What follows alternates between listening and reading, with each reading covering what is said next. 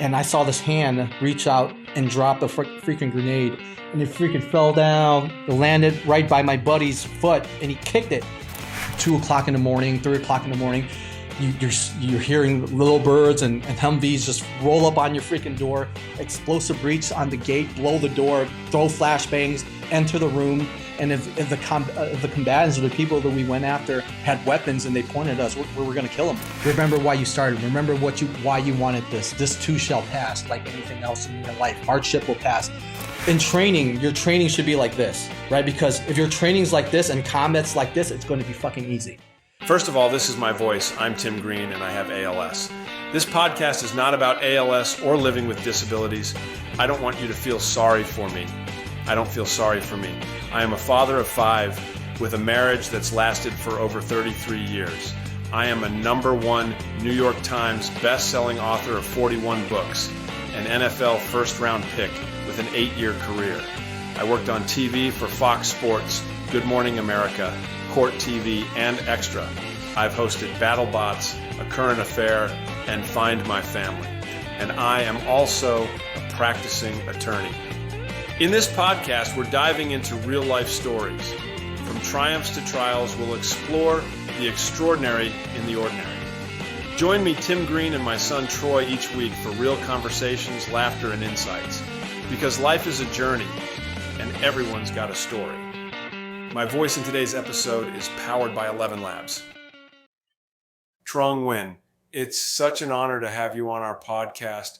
Of course, we were made aware of your story by Tu Lam in episode number 28. Tu is one of the most famous soldiers of our time because of his incredible story and his appearance on the cover of the Call of Duty Black Ops video game. Your stories have some similar elements, but are very unique. So thank you for sharing with us. Thank you, Tim. Thank you, Troy. It's an honor to be here. Tu Lam is a brother to me. I've known him for over a decade. And I'm honored to be on here. I know you were probably too young to remember much, if anything, but you have 2 older sisters and your mother. So what can you tell us about your escape from Vietnam? Oh, man. Yeah, I was very young, sir. I only remember little bits and pieces of what happened.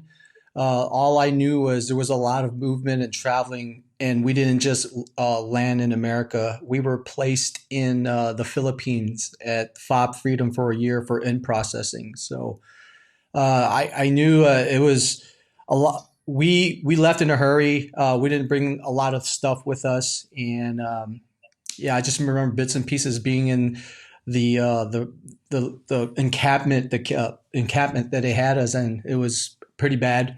I didn't have much. We didn't have much. We did what we could to survive so that we had a chance to come over to America. How old were you at that time, Trung? So we fled Vietnam when I was 2.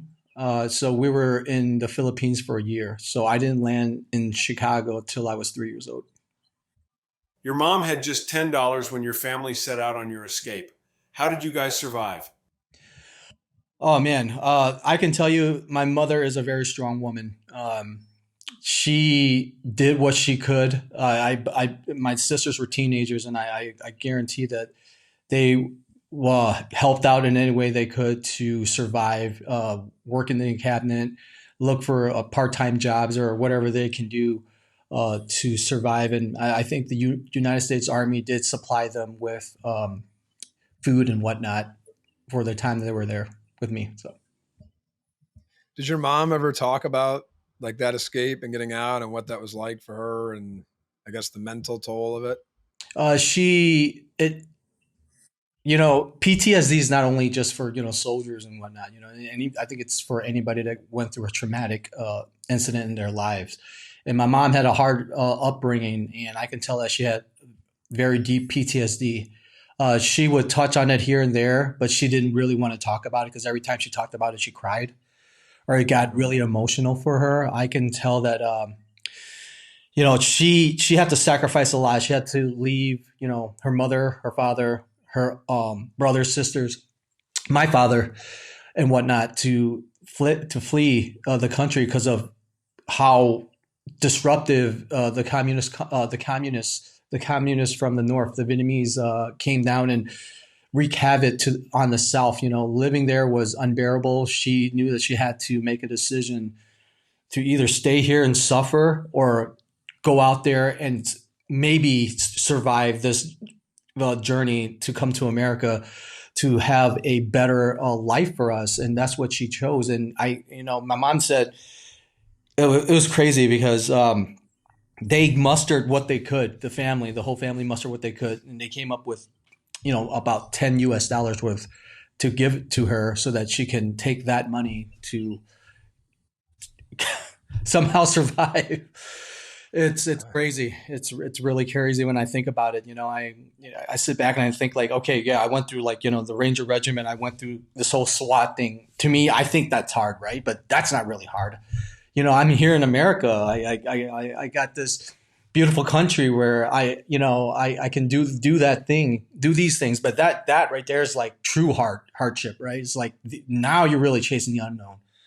There's so many Vietnamese people that died trying to cross to America via boats, over land and whatnot. So she knew what she was up against, and especially knowing that my half brother on my father's side died crossing the ocean. But she was willing to take that chance because she wanted to give us the chance to live in America where you can pursue anything you want, as long as you put in the effort and the hard work. Can you tell us about your half brother? I don't know much about him. All I knew, just the story of what happened to him. Yeah, so I guess there was a discussion that he left prior to my mom. He wanted to come to America first to get a foothold in the country so that by the time my mother and us come over there, that we have a place to stay, or at least he knows a way around a little bit, that we're not just, lost in the sauce, if you want to put it that way. But he just went on that journey on a boat of I think they said anywhere from 70 to 90 people on that boat.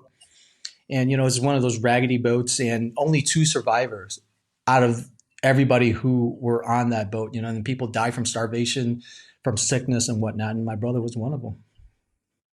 That's terrible. What happened to your brother is so sad. Did you ever hear what happened to your father?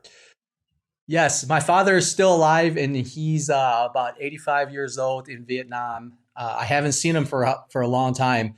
I'm planning to make a trip back to Vietnam in a year or so to see him before he passes, because I want to close that chapter with him. Though he never raised me, and I resented him a lot when I was younger because I didn't know better, experience and whatnot. I'm thinking that he didn't care for us. He didn't want to come with us. But I realized that he had a really big family back in Vietnam, and he had to make the sacrifice to stay over there to help them while, doing what he can for us. So, me being a man now, I wanted to close that chapter, and I want to head back there and see him and, talk to him and spend time with him before he passes.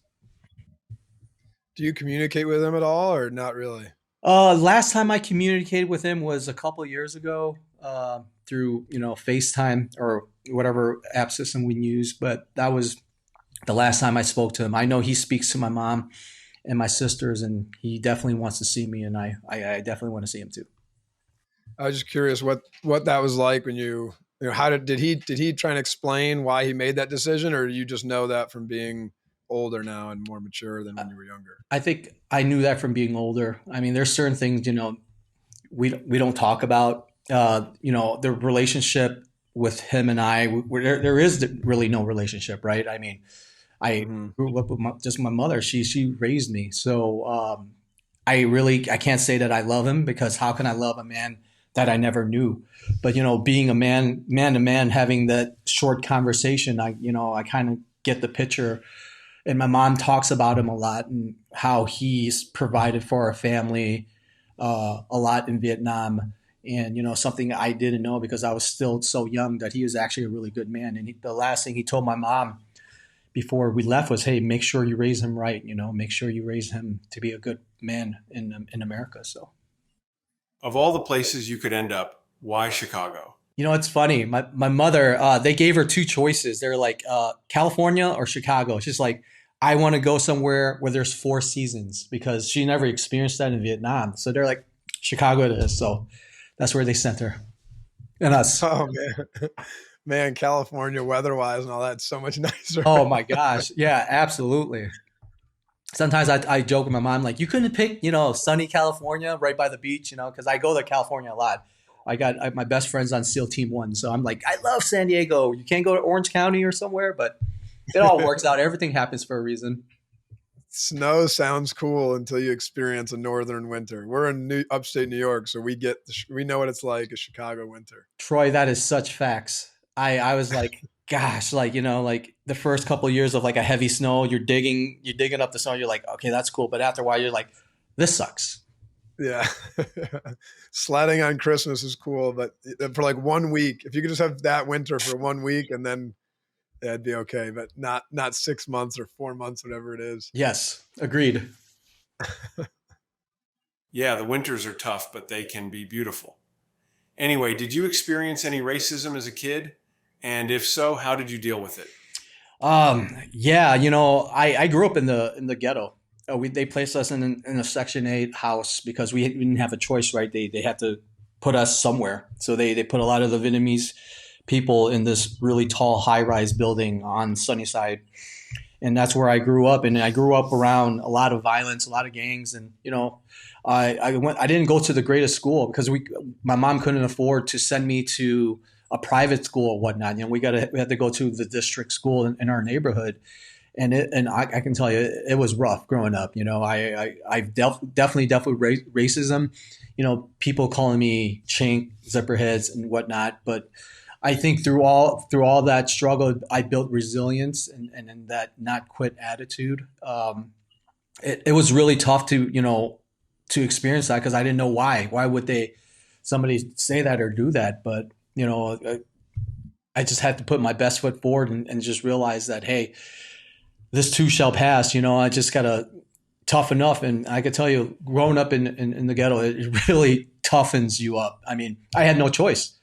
It was either survive or die. And I've seen death pretty often, and I thought it was normal because I didn't know any better. Because of where we grew up and when I grew up, I realized like that's not normal. But yeah. Yeah, in your documentary, you talked a lot about that, but just for anyone who hasn't seen it, like what are some of the things that you saw when you were a kid growing up?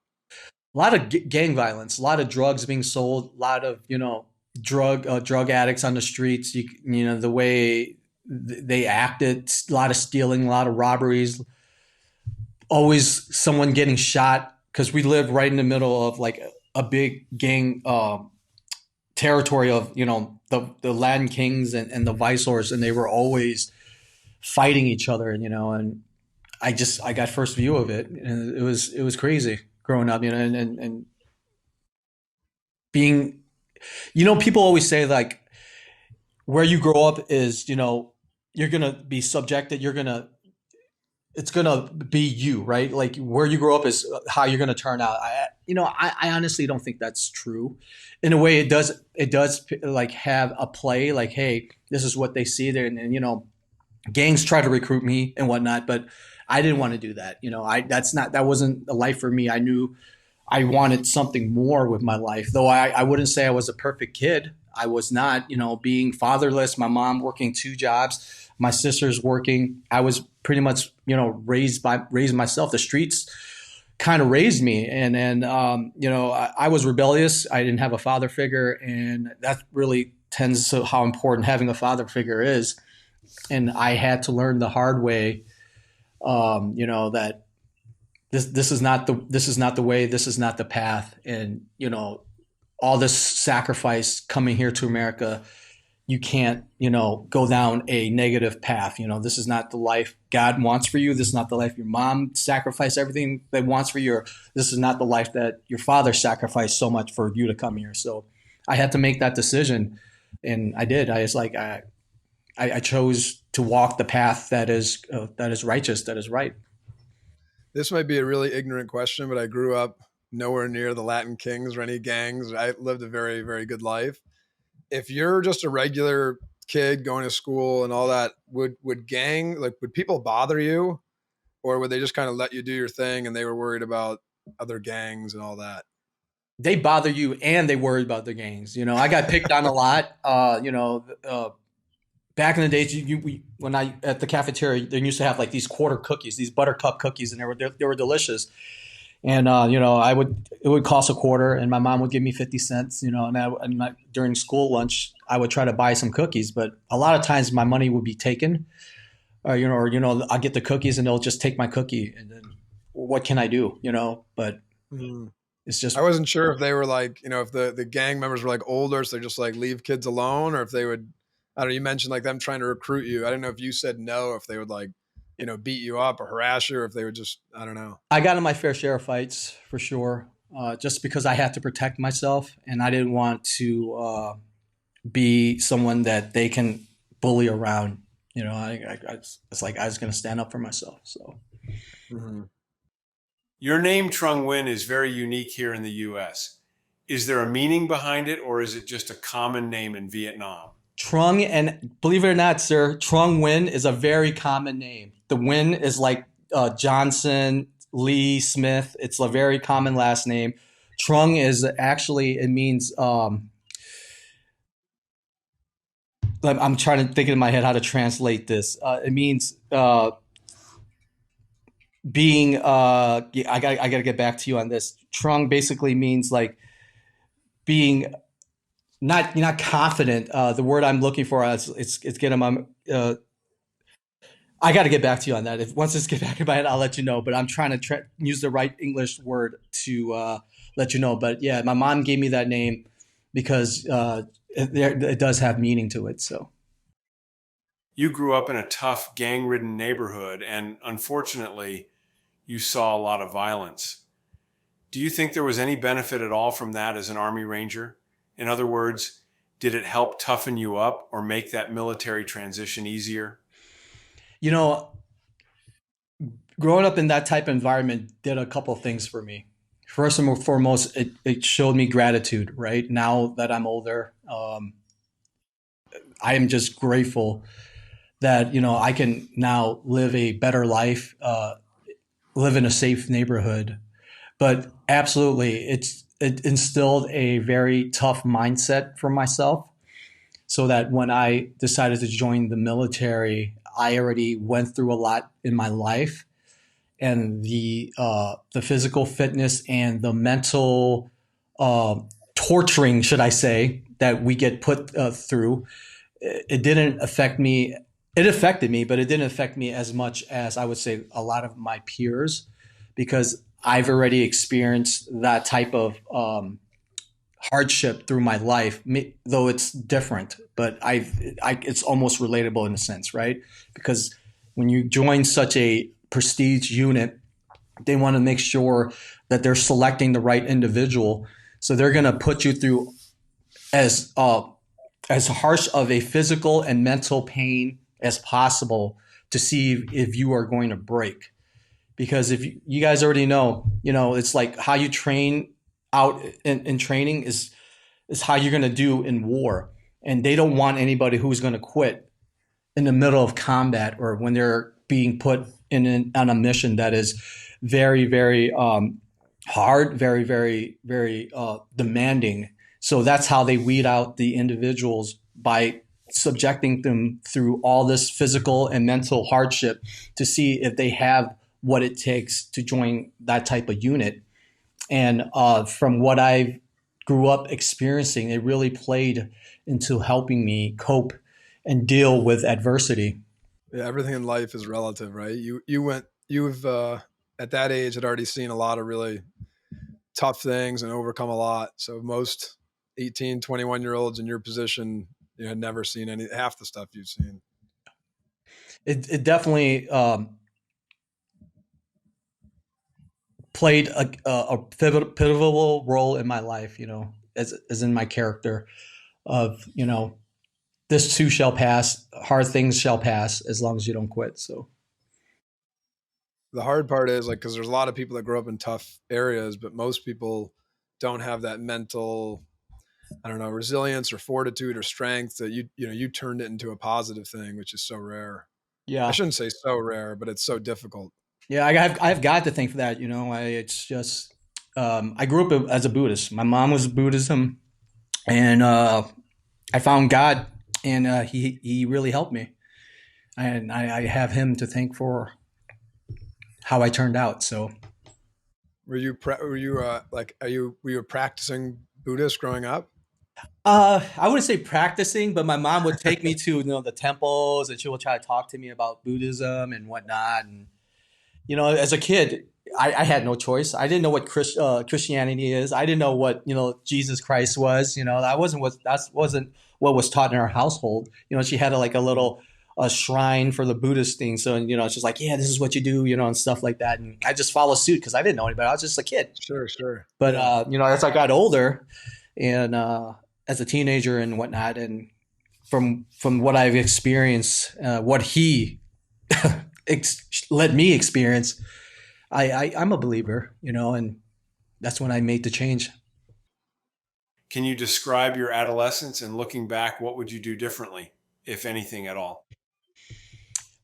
Sir, a lot of times I ask myself that question, like, if I had the chance to go back, what would I change? And when I was younger and experienced, I was like, yeah, I'll change this, I'll change that, I'll change this. But I think everything happens for a reason, right? Every choice you make, everything that you decide on steers you a certain way. You gain a certain experience, either good or bad. If I didn't, if I changed anything in the past, I don't. It might change who I am today. Now when I think back on it, I wouldn't change a thing. Those negative things, those positive things, those small interactions, big interactions, things that I've went through in my life has led me to this point right now. And if I go back and make such a big change in a certain direction, I don't think I would end up here. It might be a totally different path. So I am grateful for all the pain. I am grateful for all the hardships. I am grateful for all of the above, and because that's what molded me and helped me become the man I am today. Maybe though a couple more of the cookies you would have got to eat. Oh my gosh, yeah, maybe that. Maybe hide the cookies better. Meanwhile, what were your sisters and your mom up to all this time? They were just working. My mom, right as soon as she landed, right as soon as we got placed in America, she went out and she looked for a job that week, and she found two jobs. One was doing somebody's laundry, doing chores of this rich Vietnamese couple that was already established here, and she was seeking a job as a hairstylist. And my sisters did what they could, go to school, work part-time jobs and whatnot. And right now, my mother, she's retired. She's enjoying her life, and my sisters, they own a couple of businesses, so that's what they're doing. So they were very busy in their own right. Getting back to you, there was a police officer who surprised you and your friends. Can you please describe him to us and talk about the impact he had on you? Yeah, that man changed my life. I think interacting with him, I know for sure it did. When you grow up in such a harsh environment, the people around you tells you certain things, and you listen because that's all you know, right? And obviously, when you grow up around these criminals and the type of individuals, they're going to be like, cops are bad. Cops are evil. They're the ones that are trying to do certain things and whatnot. So I had already a negative picture of what a police officer was, right? And we were playing one day, and just on the corner, we're just playing basketball, just bouncing the basketball around, and this cop just pulled up, and I was thinking in my head like, oh shit, here we go, like they're about to do whatever, or treat us bad. And he stepped out of his car, and he approached us, and he was very kind. I can tell he was very sincere, and like he had that. He was serving the community. He came out and he's like, hey guys, look, this is a really bad neighborhood, and by nighttime there's going to be a lot of shootings going on here. You guys shouldn't be hanging around this corner. my name is Officer such and such and such. This is the beat I patrol. If you need to talk to somebody or wherever, I'm here. This is when I usually work. Here's my business card. You know what I mean? And that really impacted me. I was like, oh my gosh, like, that's what to me is like, wow, this guy, he didn't have to do that, right? He could have been like some cops that just drive by and not give a damn. He did his job. He stepped out and he wanted to, because he gave a damn of where he worked. And, I was like, that's something I want to do. Like, I want to impact that. I want to make that type of impact. But and that was something that I kept in the back of my head growing up. I was like, this is cool. This is something I definitely want to do. So. How old were you at that point? I think I was like 12, 13, okay. Young teen, preteen, 14, around there. When you got a little older, September 11th affected you profoundly. Would you tell us the story behind it and how it changed you? Yeah. So, I knew that's something I wanted to do. I wanted to serve my community one day and do that, be that type of cop for wherever I worked. And I felt like, something always pulled me towards being a police, because every time I was at school, there was like, when the teachers pass out notebooks and whatnot, and there's like photos of cops and whatever, I was always drawn to that profession, and seeing and definitely seeing these guys work, later on in life when I really could process and understand what the heck is going on, to see these police officers day after day responding to these violent calls, doing their job, chasing these criminals and stuff like that. And I was like, wow, this is an honorable profession. This is something that I want to pursue. And yeah, I sure did. So after 9/11 happened, is that what switched it from police to military, or how did that? It's funny how that worked. I always liked the military things. I was hanging out on my mom's in the living room, and my mom at the time came in with a VHS. Her best friend was in Florida, and she was like, "Hey, my friend's son just is an infantry officer, and he just passed this ridiculously hard school, and you should check it out." They sent the VHS, and it was like Ranger School, it's like. And then I popped it in the cassette player, and I watched it, and I was like, "Holy cow, this is so cool!" Because they showed 300 soldiers trying to go through Ranger School, only 62 passed to earn the coveted Ranger tab, to become an Army Ranger. And I was like, "Wow, that is epic!" And then so I started to really spark my interest. I was like, "Okay."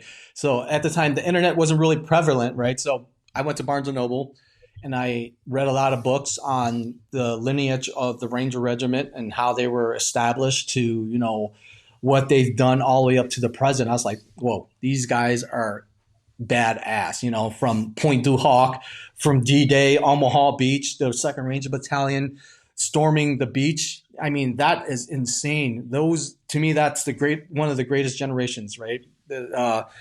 Hard men doing hard things. And I was like, that is something I want to be a part of. And when 9/11 kicked off, I knew I was like, I got to fight for my country, this, because when I stopped at my sister's nail shop, because I was doing Hapkido in the morning, and I stopped there to say hi to her. And when I walked in, everybody was silent, right? And usually it's like busy, women are chatting with women, whatever they were doing, and everybody's looking at the TV. And at that time, the first tower was already hit. And I remember I was like, holy shit. Like, was this an accident? Was this a freak accident? Because that's what they thought it was, right? Because they didn't know. But when the second plane hit, we knew, like, okay, this is planned. This is crazy. And me watching it and seeing the towers crumble and seeing those firefighters and those police officers run into those buildings and try to save the civilians, and civilians jumping from the towers from above because they're trapped, and they would rather leap to their death than be burned alive. And that really hit me. I was like, holy shit, people out there are evil. They don't like our way of life. They don't like what we stand for. They don't like that we believe in democracy. They don't like what the American flag and what we stand for. And I was like, you know what? I'm gonna fight for my country. So I enlisted behind my mother's back because that time I was already 18. So I snuck away to the recruiter. And, she was a typical Asian parent. She wanted to be a doctor, a lawyer, a pharmacist, or some sort of whatever your typical Asian profession. And I was always an athletic kid. I always wanted to work with my hands, and I've always am an adventurous type of person. And I knew I am not working any kind of indoor job. Don't get me wrong. There's nothing wrong with that. But me personally, I'm not built for that. And so I snuck away to the recruiter and I signed the contract. And I took my mom to Chinatown, I remembered. And took her with my ex-girlfriend at the time, ex-girlfriend now. And we were having dinner and sat down, we're having a nice dinner. And towards the end, I was like, Mom, I got to tell you something. And she gave me that look. She's like, what? She's pregnant? I'm like, no. No. I think maybe in your eyes it's worse than that, And I told her I signed the contract, and I'm joining the Army. And I'm looking to, because at that time they had the Ranger contract, right? It was the option 40, the Ranger regiment. And I was like, yeah, I want to become an Army Ranger. And I'm shipping out in a month. And she flipped. She's like crying. She's like, are you nuts? There's a war going on right now. You're going to die, blah, blah, blah, blah. I was like, Mom, don't worry about that. I was like, if it's my time to go, then, God will let me know, right? God's the one who's going to choose when I'm going to die. You can die crossing the street. You can die just doing your regular things through your days. So I was like, this is something I want to do. This is my passion. And I'm sorry, I signed the contract. There's no going back. So that must have been so intense telling her. Oh yeah. She it was funny because she thought that I got my girlfriend pregnant, but it's just it was something else. And I talked to her about it, and after that time, and I was like, hey, it's an honorable thing. I want to serve my country. We have this opportunity to live in this country and to pursue anything we want. And I want to give back. I want to fight. I want to do my part. I feel like it's right.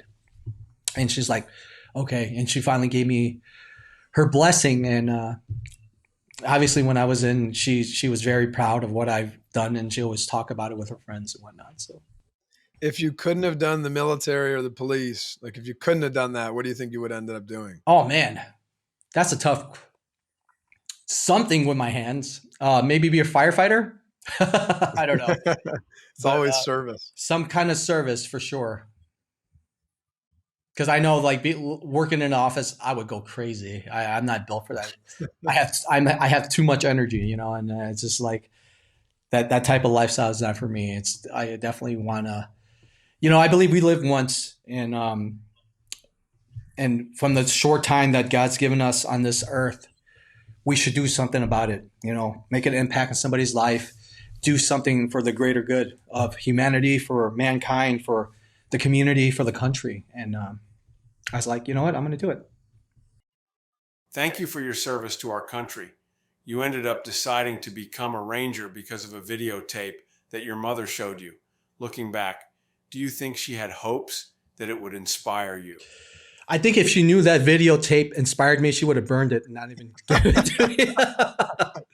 And yeah, I didn't think she knew. She knew. I think she was just showing me what her friend's son did. But in a way of life, it really inspired me. Like I stated, the Ranger Regiment was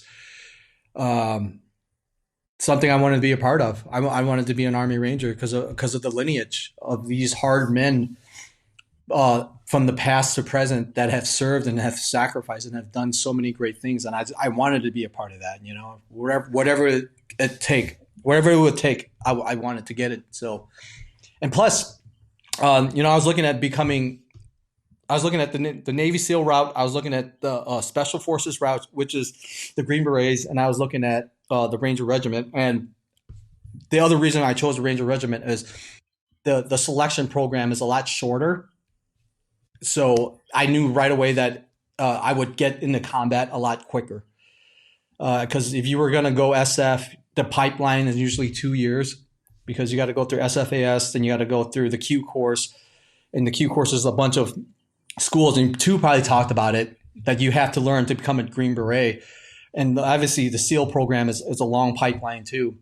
And the regiment, though it's a shorter pipeline, but I can tell you the Rangers are one of the most badass units in the world, because when the SEALs are in trouble, when Delta Force is in trouble, when GBs are in trouble, you know who they call? They call the Rangers to come rescue them. The Rangers never call anybody to rescue them. Marcus Luttrell from Lone Survivor was rescued by the Ranger Regiment. It was actually 2nd Ranger Battalion, and it was Bravo Company that went. I was in Alpha Company at the time. So at that time of that incident of Operation Red Wing, the whole Lone Survivor incident, I was in Mosul, Iraq. My buddy was in Bravo Company, and he was tasked with his company to go search and rescue the down Chinook and whatnot. So he told me they had to ruck up this mountain for a very long time. They ran out of water. They ran out of food. They had to resort to IVs being administered because they were so dehydrated. So they were up there searching the wreckage and whatnot, and they were the ones who rescued Marcus Luttrell. Wow, I didn't know that. Yeah. It sounded a little bit like a challenge too, the way you were throwing it down. It's like, hey, we never call anybody to rescue us. They always call, when they're in trouble, they call us, and we come. So I wouldn't want to mess with any of those groups you just mentioned. Trung, please tell us the story of how you actually became an Army Ranger. And could you tell us what was the toughest part of Ranger School? I would say the process, because when I went through, it was called RIP, right? Ranger Indoctrination Program. And it's like a 3.5-4 week course up in down in Fort Benning, Georgia. I think it's called Fort Moore now. And man, those RIP cadres, they brought it to you. I mean, from day one, I remember finishing airborne school, and we knew where we were going. So we had our duffel bags packed, and we were waiting for the RIP cadre to come. So we see this yellow bus coming, and this guy with a tan beret comes out, and he looks at us like, "Load up your duffel bags." Like, he didn't even yell. Like, that's the worst part. Like, there was like no, he said it like a very monotone voice, like, "Load up your duffel bags." So we ran it like as fast as possible. We knew, we had the double time. So we load up all the duffel bags up in there. He's like, "Get the fuck outside of the truck. I mean, of the bus." He's like, he gets out on the bus. He's like, "Run." So the bus takes off, right? So we're like behind the bus, and we're like following the bus, and it's moving at a pretty fast pace. And we're in our BDUs, and we got our combat boots on. So we're like running behind this bus, and he's taking us to the compound where we're going to be staying for 4 weeks. So it was just, when we got there, it was just, a relentless beatdown. It's always like, you're not good enough. This is the task. This is, you got to meet the task. You got to meet the time. And we were never able to meet the time or the task, right? Because they planned it that way. They wanted to see how we would handle being put in such an adversity, right? And yeah, it sucked. The last week we went to Cole Range, and that was the worst. The infamous Cole Range. And if you could talk to any ranger, they'll tell you Cole Range is hell. You're out there and for a whole week, and they sit you down, and they'll make you build certain things, build a tent, build this, build that, and we'll sit there, and they're like, oh, they're gonna start teaching us land nav, right? And they were like, and they'll start teaching, and they're like, hey, wake the fuck. I'm sorry if I'm cursing. I'm just repeating what the RIP cadre says. They're like, hey, wake the fuck up, Ranger. They're like, hit the wood line. So this wood line is like, oh my gosh, it was far. I would say like at least over a block, right? So we have to run to the wood lines, touch the tree, sprint back. And they're like, no, too slow, go again. So we're doing this back and forth, literally from from morning all the way to our time that they gave us to eat, which was very short. It probably was like a minute to eat an MRE. and we went during the December month. So in Georgia, in December, it was freaking cold, and they had this huge bonfire.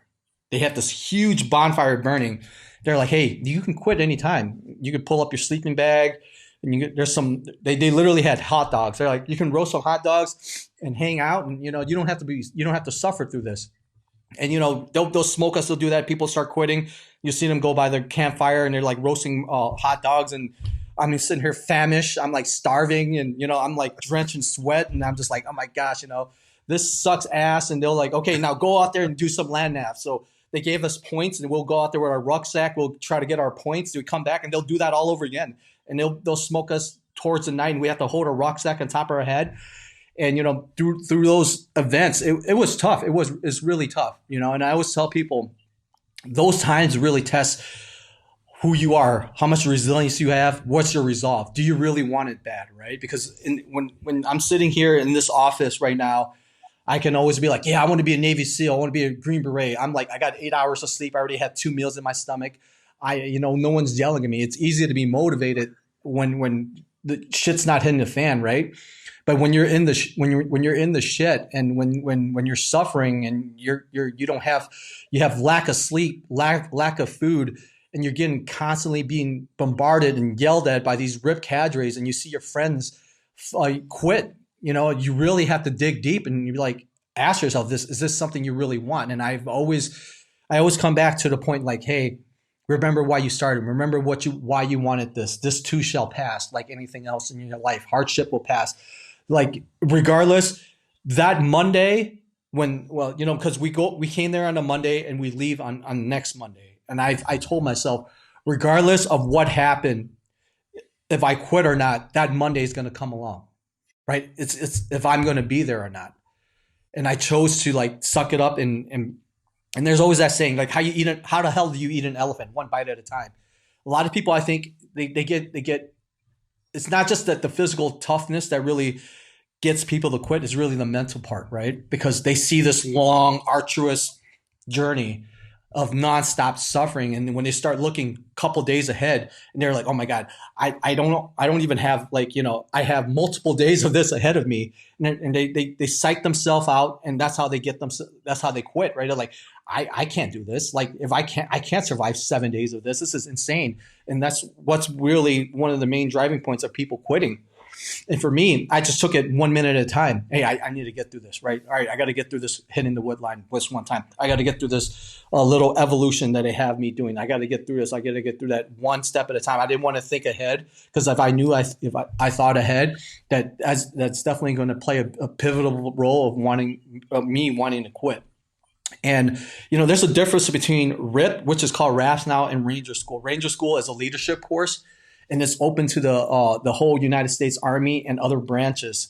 And it's a 62-day course that basically infantry officers, they have to go through that. If they want to get promoted, they have to go to Ranger School. And RIP, once you pass Ranger School, you get your, that little yellow and gold, that black and gold tab. This signifies that you are Ranger qualified, that you went through a 62-day course. And if you pass that, you earn that. But you go back to your unit and you do what your unit does, right? You're not really technically a Ranger. That's why they say this, the school, the tab is just a school. The scroll is a way of life. And if you see somebody with the scroll, the first, second, or third Ranger battalion scroll, you're actually an Army Ranger. You wear the tam beret, you do Ranger stuff. And for you to get into leadership positions in the Ranger Regiment, you have to go to Ranger School. So how that worked for us was like, hey, you've passed RIP, you go to the Ranger Regiment. But let me tell you guys, RIP was not hard. Okay, I thought RIP was hard. I was on cloud 9. I got my Rangers. I picked 2nd Ranger Battalion, which is in Fort Lewis, Washington, because Columbus, Georgia sucked. I did not want to stay down there in 3rd Battalion, but I should have chose 1st, which is in Savannah, Georgia. When I think back on it, you said that, do you have any regrets? Yeah, I would have picked 1st Battalion because I heard Savannah is beautiful. And it's a beautiful college town. And my friends who went to 1st Bat, they had the time of their life. Anyways, I wanted to get away from there. I was like, where can I go that is furthest away? And I went to 2nd Ranger Battalion. So when I showed up there to get in process, I was on cloud 9. I got a big chip on my shoulder. I was like, yeah, young Ranger, I'm tough shit.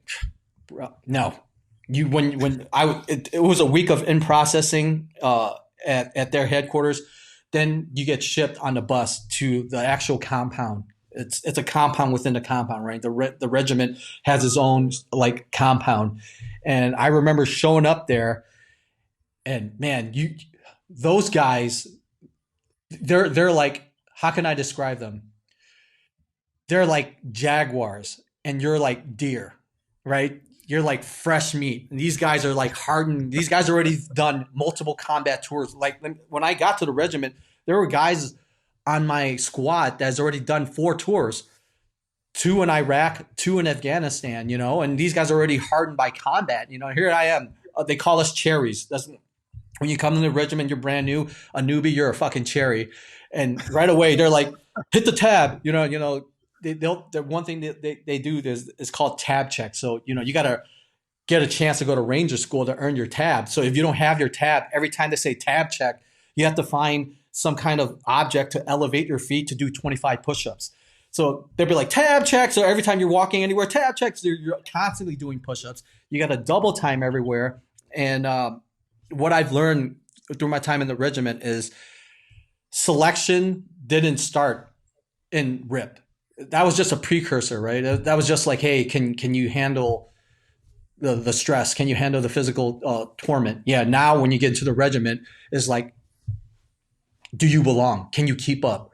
And people don't realize like selection starts at the regiment, because there's always a saying that I always say is like, earn your place, earn your keep every day. And, that's something that was instilled in us every day that we're in the regiment. And, our platoon sergeant had us information, and, he would hold his tambourine. He's like, this is something you earn every fucking day you're here. Don't think that you're just because you earned this because you went through RIP or whatnot, that you can just show up and relax.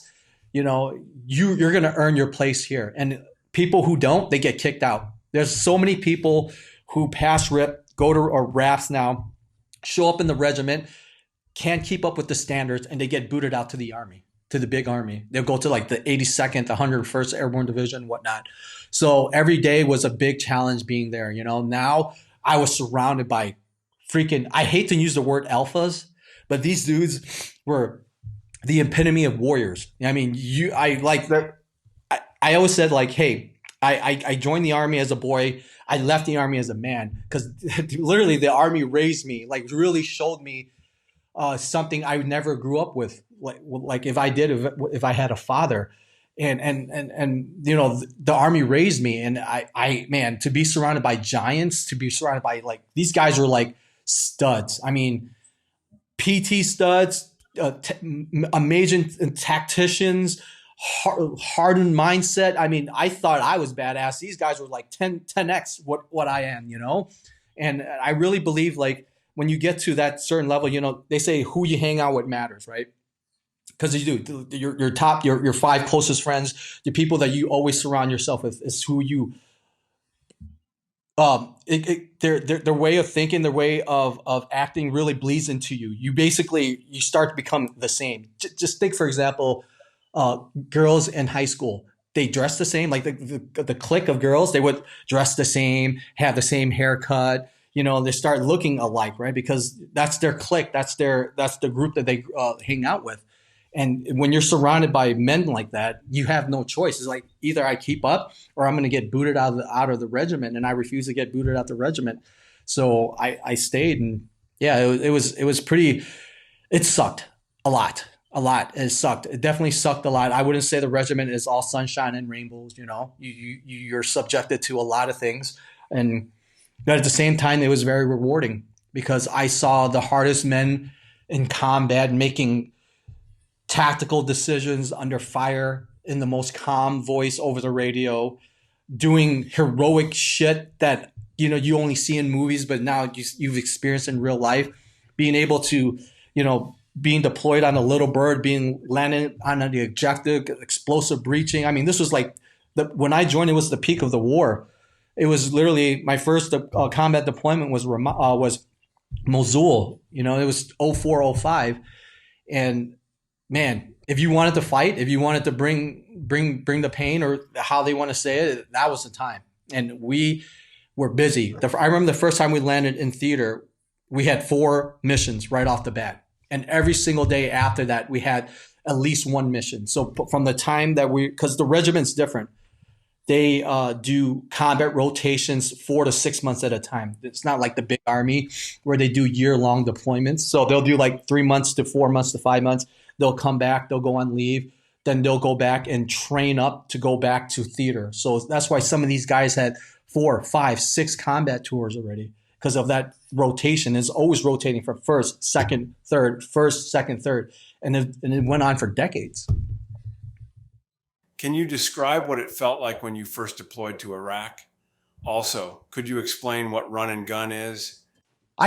Before I even get to that, I remember boarding the C-17, and when we landed, we were replacing 3rd Ranger Battalion. And once that back of the bird opened up, let me tell you, I knew I wasn't in America anymore. That smell, it was just that smell from Iraq. I can't explain it. It just hit me. I'm like, okay, we're not in America anymore, you know. And then we got into our compound, and we started loading our magazines with live rounds. And we're like, okay, you know, this newbie here, first time in a combat, theater.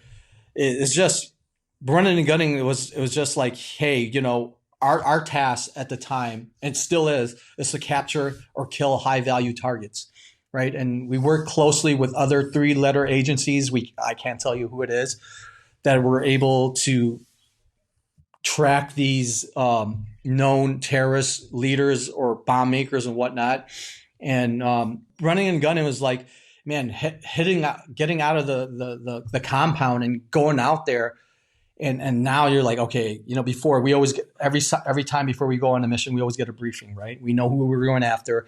This is the target. These are the buildings that we're going to be hitting, either by little birds, or at the time we call it landing on the X, because, you know, it's, you know, speed, surprise, violence of action. Imagine like 2 o'clock in the morning, 3 o'clock in the morning, you're hearing little birds and Humvees just roll up on your freaking door, explosive breach on the gate, blow the door, throw flashbangs, enter the room. And if the combatants or the people that we went after had weapons and they pointed at us, we're going to kill them. So, you know, all those things going on, and it was insane. That was so crazy. It is crazy.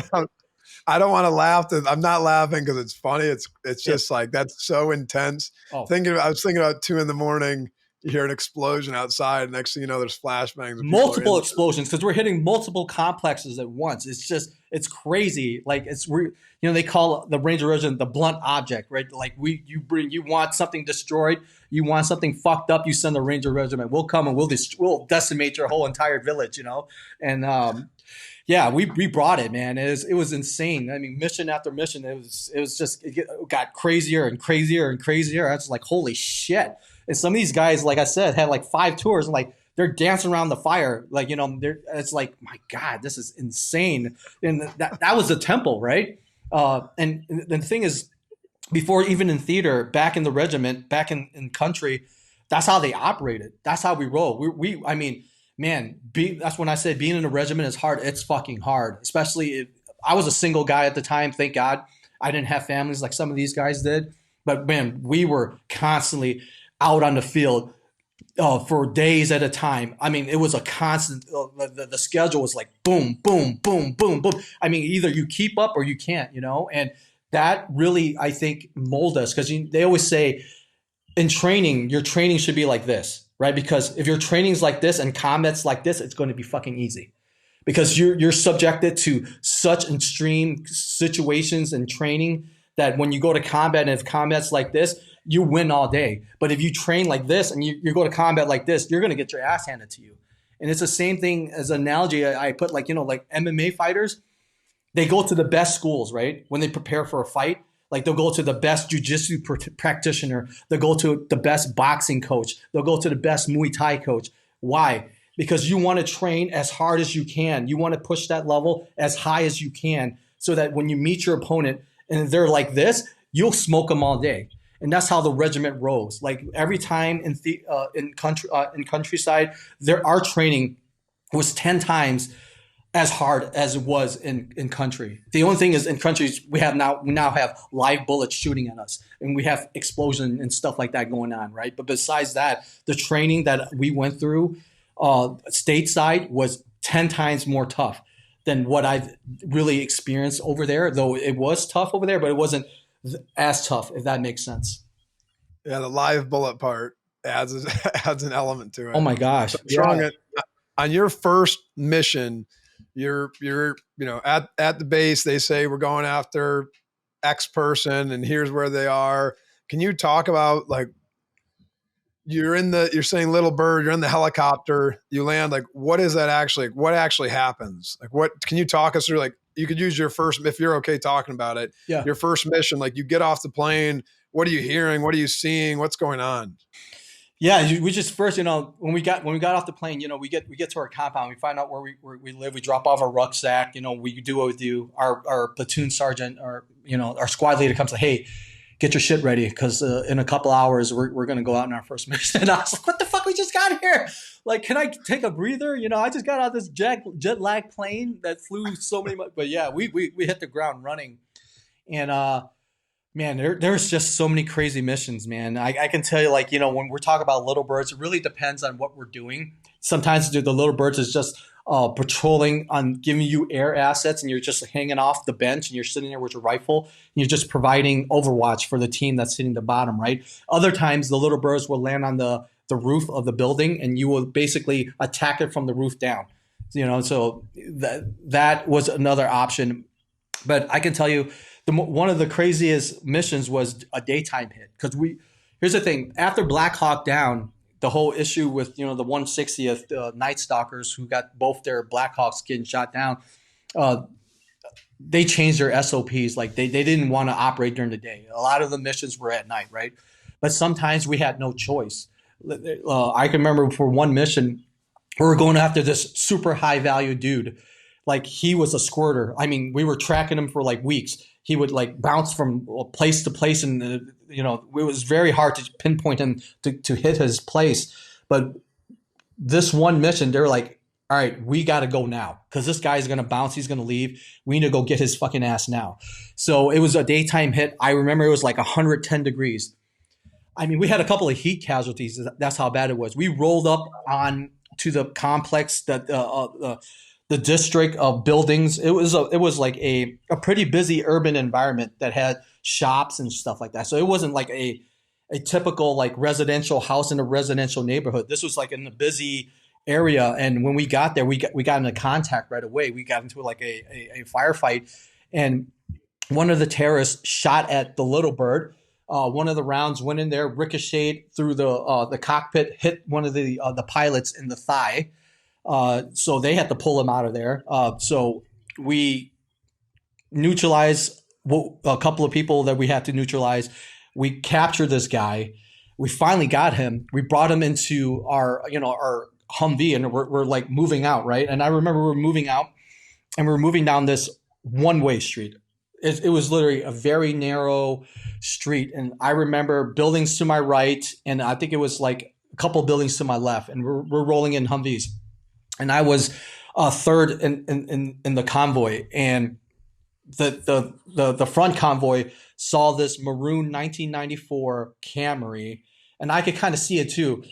It backed out of one of the buildings, and it reversed towards us at a high rate of speed, right? And it hit the first Humvee, and we saw a cloud of smoke from behind the trunk. Later on, we found out that it had explosives in it.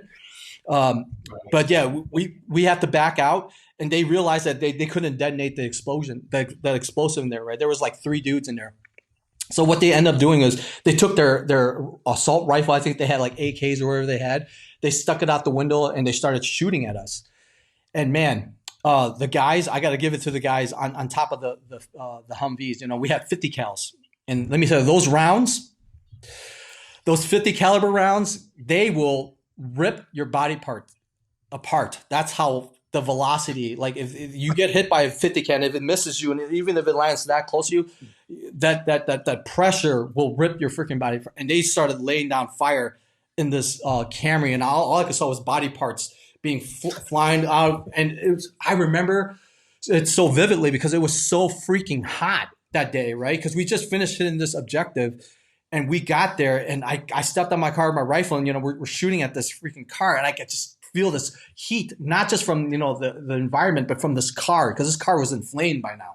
I mean, we destroyed that thing, man, and it was insane. And I was like, holy shit!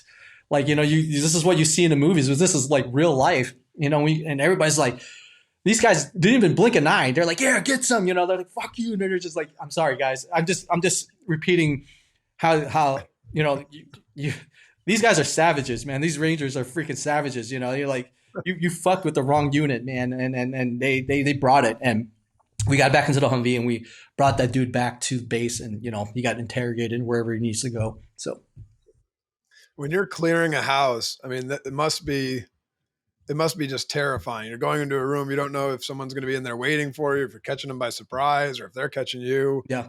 What was, and especially in the night, I guess you've got your night vision stuff on, but what was that? I mean, was it just an adrenaline dump like nothing you've ever had before? Or were you not used to it, but were you kind of your brain almost like normalized to it from training? Both. My first couple of hits, I was scared as shit, and people always say, oh, fuck fear. I don't believe that. I use fear to my advantage. Fear to me is something that really heightens my senses, all my other senses. I don't use it as a negative thing. I use fear as something positive. Like, it really heightens what I'm doing, and I'm really like using all my wits and my skills, right? That's how you would really use fear. But anyways, yeah, the first couple of hits, and I was like, young freaking Ranger. Is like, like I was scared, but I was with warriors, and you just feed off that. But then your training kicks in. Really, it does. Like all the training, because when you're under extreme stress, you're going to fall back to your level of training, to what you're trained. And that's why I always harp on train as much as you can, because when shit hits the fan, when it matters, you're not just going to be, God's not just going to automatically give you the superpower of like all of a sudden you got superhuman strength and what you're doing and you can leap over here and you can shoot, you can John Wick this, you can do all that, right? No, it's based on your level of training, because us as humans, we get to that fight or flight mentality, right? We go back to, back in the Stone Age, and where, we're dealing with, saber-toothed tigers and whatnot, right? That animal instinct, it still applies to here. But now when you're training, when you get this repetition all the time of like how to clear, how to get to your point of domination, how to reload your weapon, how to do this, it becomes second nature. And you just flow with the team. And, it was crazy. It was pretty crazy. So it was a lot of fun, but it was pretty insane too. You said that fear keeps you alive. What do you mean by that? Like people think, when you feel fear, you cower. Some do. But for me, I learned to use fear to my advantage. It really helps me hone down my skills, right? Now when I look at an objective, I'm looking at it at a like, hey, all right, there might be some bad guys in here. There might be things in here that might go south, right? Now I'm really set into like, okay, I'm reading the door. I'm seeing like, when the door opens, like, okay, what am I looking at? What's the best tactical way to take this room, to take this hallway? Where do I need to dump my team? Where do I need to go? What holes I need to plug to cover my guys? And I use that fear in that sense, like, okay, yeah, I'm scared because there's a chance I might die, but I'm going to use that as like, not like a no fear, not give a shit attitude, because that's dumb. Because that's like, you might as well give somebody a caveman a club, or tell them to run into the house and start clubbing people, right? Like there's no tactics or anything behind it. But when you take that fear and you're like, okay, there's a chance that when we might get into a firefight situation, okay, let me slow this down. How can I take this? How can I handle this situation with all the tools and assets that I have, so that I can have the best possibility, the best outcome of succeeding, right? Because combat, there's no one. You could train all day. You could train every single freaking day of your life, but you are never 100% safe, right? There's always that percentage that you play with, and it's either, hey, this tactics work with this. This is a lot safer than something else, and that's what I did. I just used that fear as heighten my other senses. I really sit there and really listen, really look, really feel what's going on. Is there a booby trap? Is there a wire? Instead of just going there like no fear and just run into there like an idiot, which we don't do. We tend to use fear in that advantage to really heighten our senses. So, Tu talked about that actually. He said I used fear as a tool, and then I think he said when.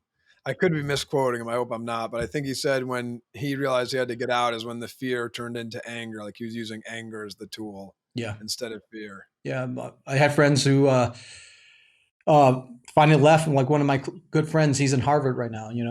He was served in a regiment for a long time, and he said killing got like breathing to him.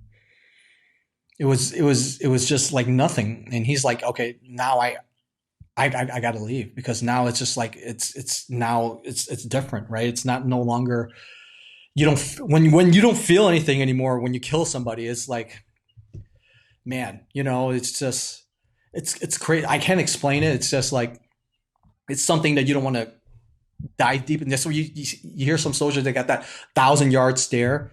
Those guys, they there were guys in Alpha Company who had 1,000-yard stare. You can tell, they killed a lot of people, and it's got to a point where it's just like it didn't matter to them anymore, and it's just, and you lose your humanity in a sense, right? Yeah. So that's this is extremely personal, so we can skip this one if you want. But I mean, when you had your first combat and you killed somebody.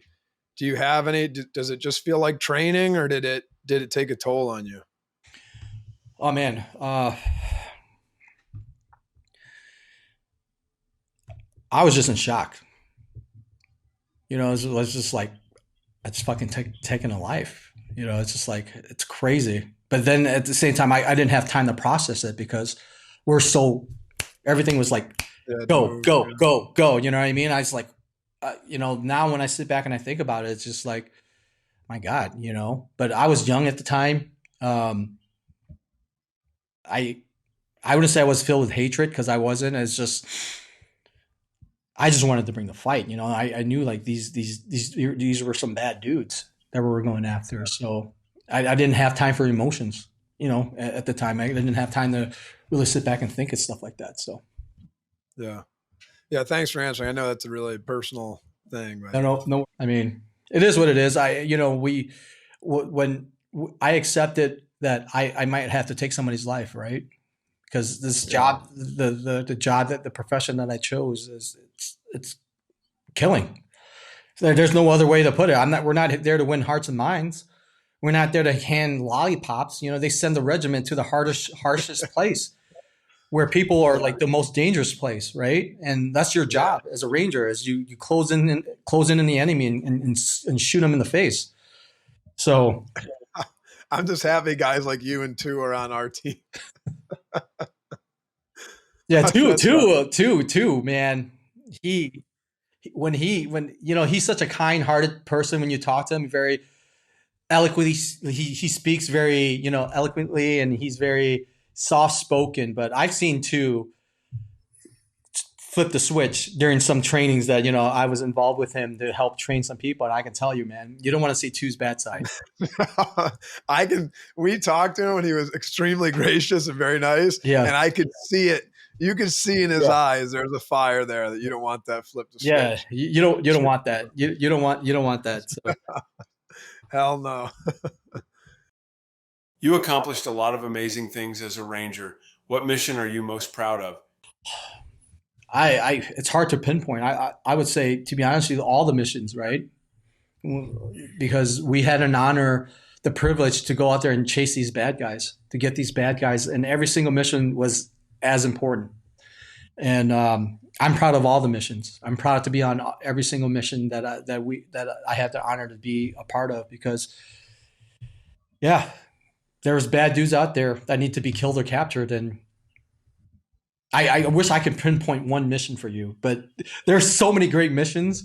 Were there any? Was there any one or two that were like the most memorable? Not necessarily the quote unquote best, but some that you're just like, when he asked that, you thought, oh man, I remember this one so vividly, or anything like that. Oh yeah, I remember one where we were going after this dude who was making bombs, and we hit this complex, and they had a spiral staircase, and we cleared the first floor, and we're making our way up to the second floor. As we get up to the second stairwell, I remember looking up. I was like third in the stack, and I saw this hand reach out and drop the freaking grenade, and it freaking fell down. It landed right by my buddy's foot, and he kicked it, but it didn't go off. Right, it was a dud. Thank God. Wow. Because because thinking back on it now, I'm just like from the distance of where the grenade was dropped, because it's the cookout time for a grenade is about 3 seconds and whatnot. So from the moment that he let that grenade go, from the time that it hit that foot, it probably was already 2.5 seconds, right? And I mean, that was like time for it to explode. But thank God it didn't go off. And we went up to the complex. We went upstairs. Then we started to move up the stairwell to the main level where these two dudes were. And I remembered this. There's two of them. There was one that was like, no bullshit, the tallest freaking Haji I've ever seen. He was probably around like 6'2", and there was his friend who was like 5'4". Total freaking opposites, or they were up there, but they didn't have any guns or any weapons in their hands by the time we got up there, so we can't just blatantly shoot him. Though I wanted to shoot him in the face, we still gotta do the right thing, right? Because if we deal the same way they deal, we're no better than them. So I remember we were telling them, in broken whatever language they taught us to, put your hands up, whatever. So he decided to grab his friend and huddle almost like a little shell to cover his friend. And we're trying to get this dude off, right? And my guys are like butt stocking this dude. He would not let go. As hard as these guys hit, he would not let go of this guy. So one of my buddies, he moved back and he wind up his foot and he kicked him right in the nuts, right from behind, because he let go after that. But yeah, we took him in the custody, and just thinking about on that mission, it was kind of simple, because at that time it was like halfway through our deployment. It's just another day, right? It's just another mission, but just that point of seeing that grenade dropped by our foot, and they didn't go off. Thank God. It's just like, dude, I who knows? I might not even be here talking to you guys right now, because I was so close in the stack. And the explosive radius of a grenade is 5 meters. And we are stacked pretty much so close to each other. So I'm glad that didn't happen. I mean, there was many more missions that are memorable, but that one stood out in front of us, in my mind. And I can remember the other one. Another daytime hit. We went after somebody, and the 160th pilot was hovering aboard, and he's telling us, "Hey, there's this car that keeps circling around. Like that is not meant to do that, right? The way they acted, it's not normal, because of all the troops that are on the ground at that complex." And when it finally parked in an area, and the sniper could tell, and he was getting feedback to command, he's like, "Hey, the back of the trunk, the back of the tires are weighted down." You can tell, the suspension, because there's something in there, and that's one of the telltale signs of somebody having an IED or something in there, is like when the weight of the vehicle is it's uneven, right? Because now you have all this weight in the rear tire, and your front tire is kind of standing, the suspension is a little higher because you have so much explosive or whatever they have. So the command made the decision based on the totality of the circumstance of what they gathered, and the way this dude has been patrolling around us while we're trying to do this mission. that to kill him. So the sniper got on top of the striker, got down in a prone position, and just laid one shot. And I got front view of that. I was looking at it, and you could see pink miss, like literally just that one round hit the dude, and pink miss, boom. And I just like, and he was with a female. Obviously, we didn't kill the female. She stepped out the car. We captured. We needed to capture. We rolled out, and she was like, as we rolled out, I vividly remember her face. She was on the passenger side, and she had blood on her face, obviously because it's from whoever she was with next to her, and she was like screaming at us and had this hatred. And it was something I'll never forget. And I have to ask, what was in the car? Were they right? Was it a bomb? I don't know if they went back and they did some. They probably did. We just rolled out, to be honest with you. Got it. So got it. Yeah, I wasn't sure if it was like a. Yeah, I didn't know. We had somebody that was high value. We needed to get him out of there, and we didn't stand around to check. So yeah, when you're in that type of position, there's leadership has certain decisions they have to make, right, for the betterment of the team, for the betterment of the mission of what's going on. So that's the decision they made, and I trust them. These guys who've been in war multiple times, they know what they're doing. Yeah, the car was sagging for a reason. Yeah, and they've seen it. They've probably been burned by it before to know to act on it, right? Yeah, absolutely. Just the characteristics of the way it was just driving around the complex. Like no vehicle would do that, especially when you see troops, right? American troops hitting a compound. Yeah. If you're a civilian, you were like, okay, I'm getting the freak out of here. I'm not going to sit around. Why am I driving around in this path, this way constantly? Why? There's a lot of things coming into play, and the 160 flight was just watching this vehicle. It's like, hey, this guy is being very suspect, like the way he's driving and the way he's parking and the way he's to keep continuing, so yeah. So you returned home from the war and you had a difficult time. What was your state of mind? Were you at any point suicidal? Yeah, at that time, when you're in such a unit with such purpose, right? Because that's what life is, right? A lot of people, when they lose purpose, they lose their way. And I was like in such a high level, high unit, and coming back to the civilian side, my mom didn't know what I was going through. My sisters, my little brother at the time, my mom met somebody else. She had my little brother, so he came later on. Didn't know what was going on. As I was trying to go to college, those college kids didn't know what was going on, and PTSD wasn't something that was talked about a lot back then, right? It was, suck it up. The traumas that you see or whatever you do is just that type of mentality in the regiment. It was like, hey, fucking deal with it, right? And now it's a lot better. Obviously, PTSD it's a very talked about issue. As you can see, a lot of veterans take their lives on a daily because of that. I have friends who've taken their lives, and I was in a very dark place.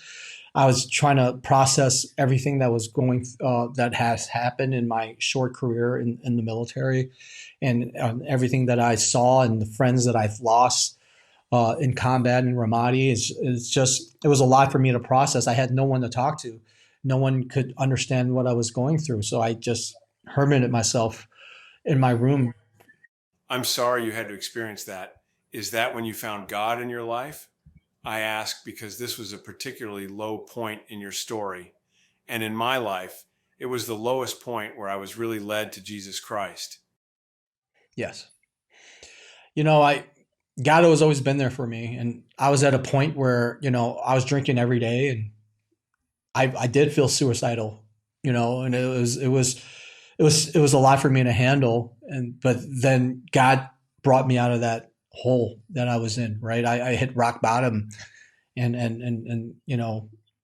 I started going to church again, and I prayed to him, and he really helped me and get out of my funk and to find purpose outside of the military, which was, being a police officer. And and that's when I decided I couldn't forget what, that path I wanted to walk down. So I did.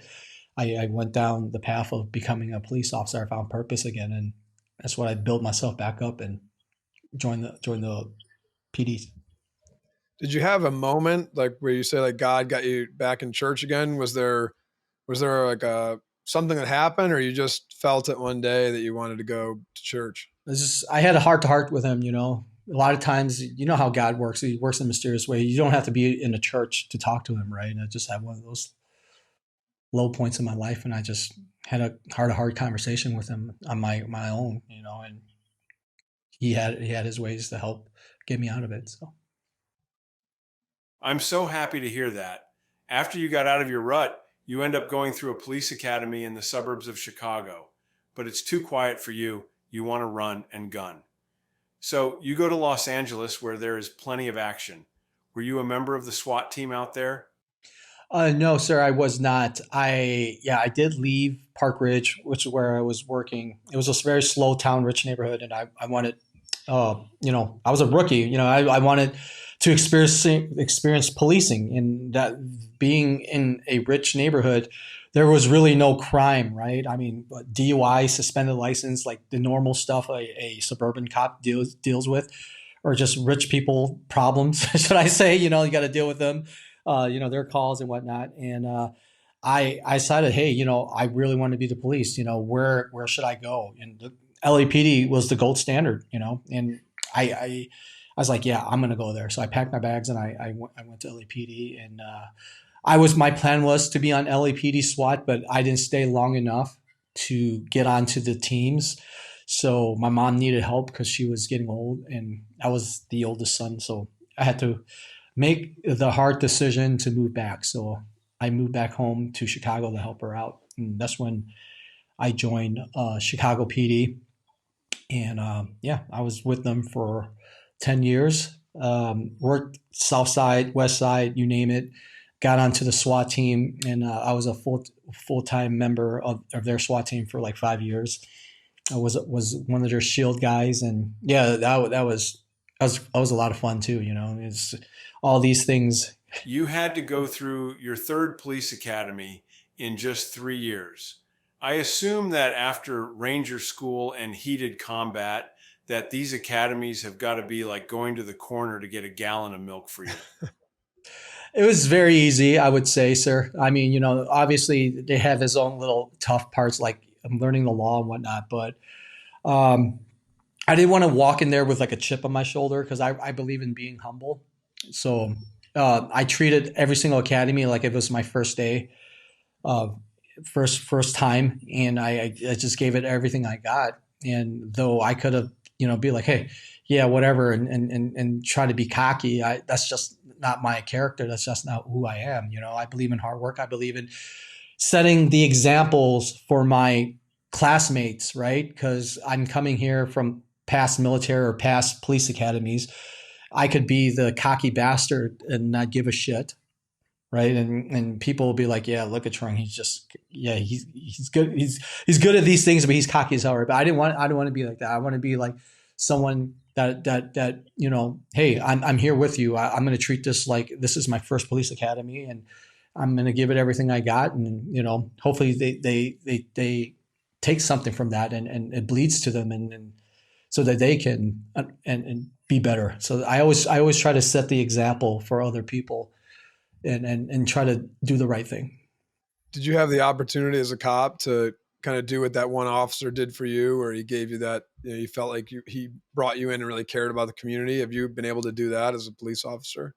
Yeah, I got my fair share of going out there and talking to the community when I got to hit the streets, and get talk to these young kids and whatnot. And yeah, it's cool to see that full circle, right? Now I'm in the other shoe. Now they're looking at me weird, right? Because cops are racist. Cops are, abuse their power. Cops do this. Cops do that. And for a long time, it was painted that picture because of the George Floyd incident and whatnot, right?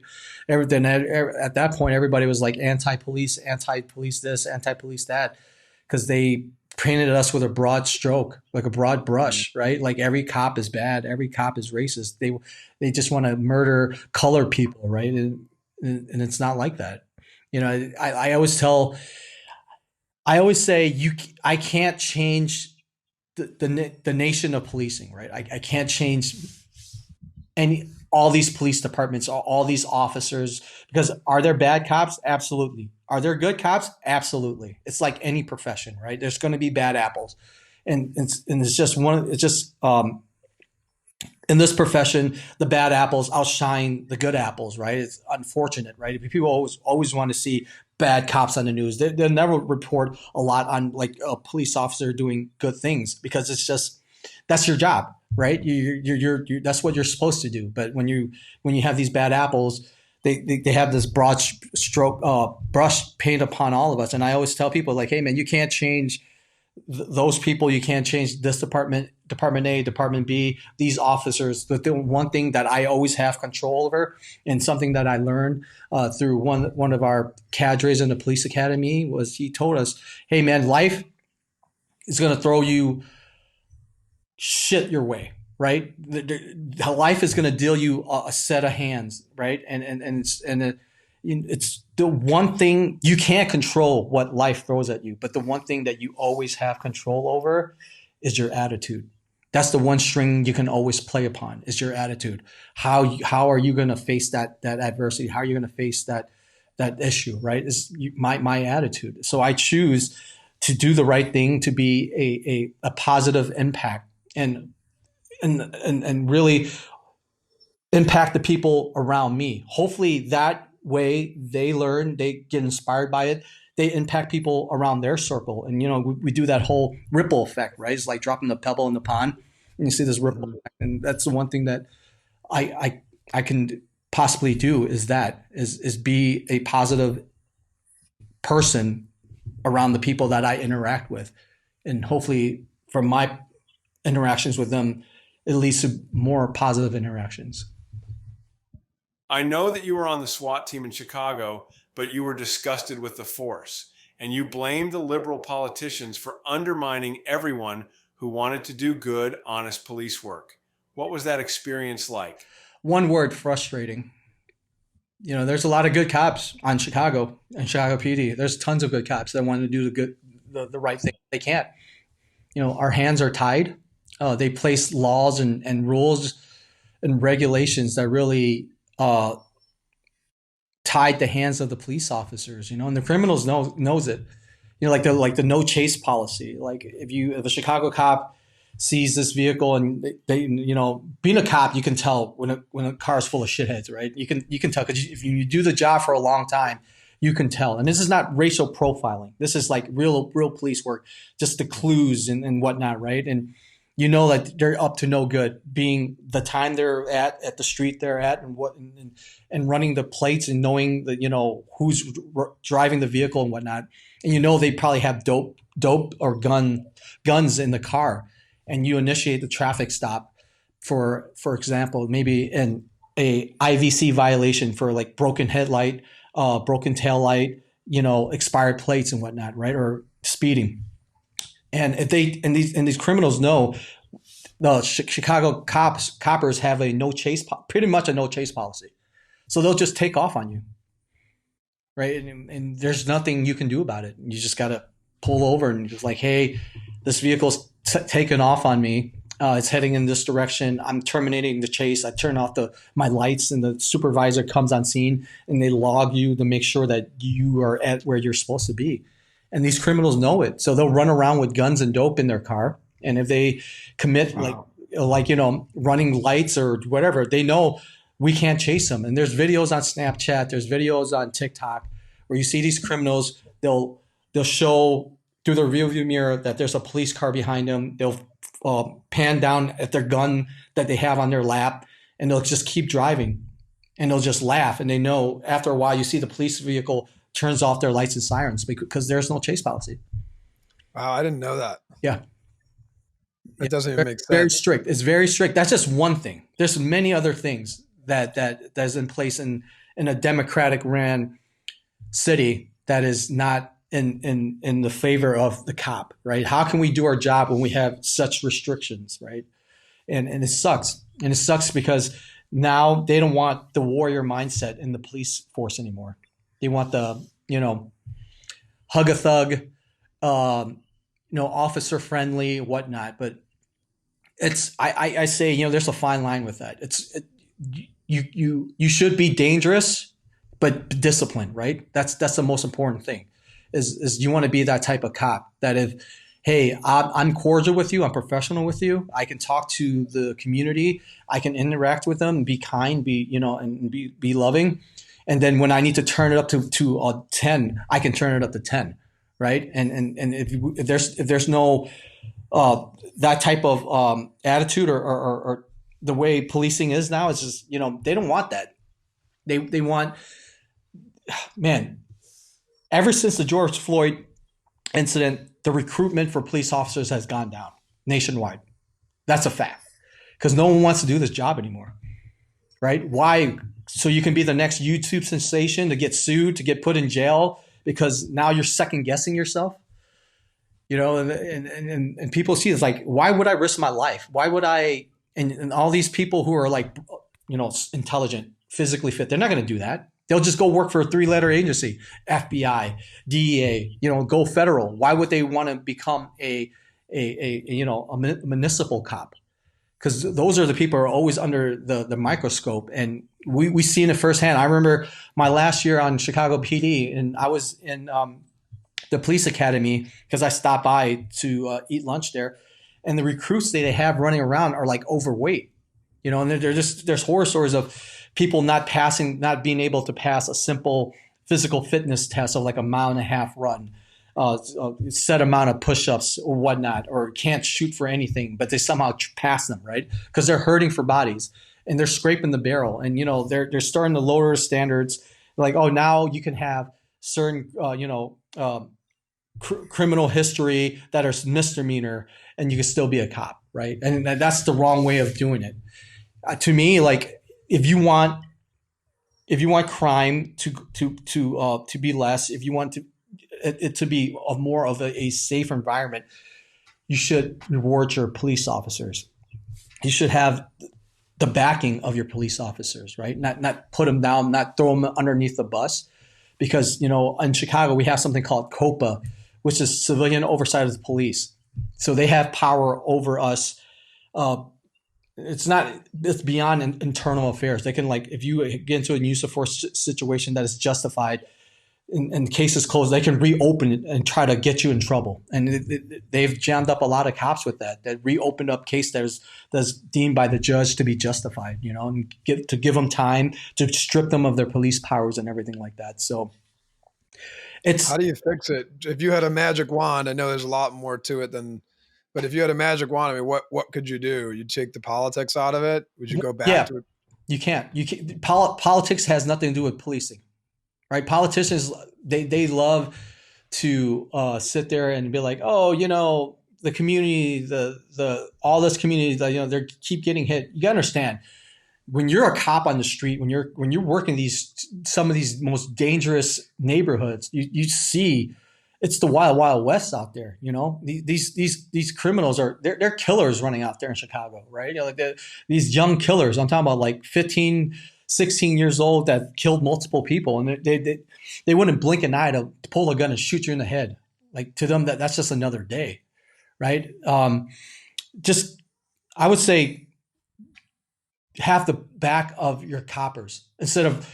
A use of force incident comes out right away, and all of a sudden you take the side of the criminal instead of letting the criminal process, letting the investigation dive deep into the whole situation. Like the whole George Floyd thing, he died from the fentanyl overdose. Did it look bad that copper had his knee on the dude's neck? Absolutely. He should have been smart enough to pull him up, right? But they found out through the autopsy that he actually died from the overdose of fentanyl that he had in his mouth.